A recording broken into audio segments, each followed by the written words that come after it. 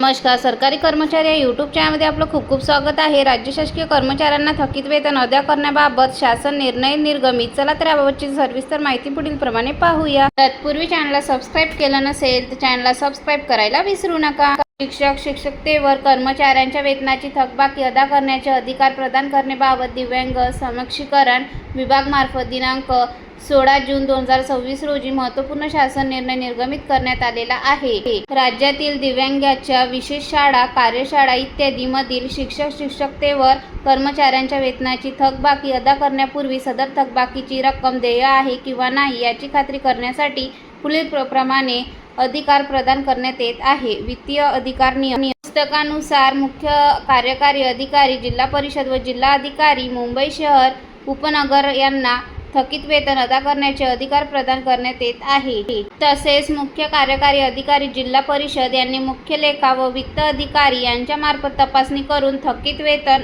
निधी वितरित करण्याचे निर्देश देण्यात आले आहेत.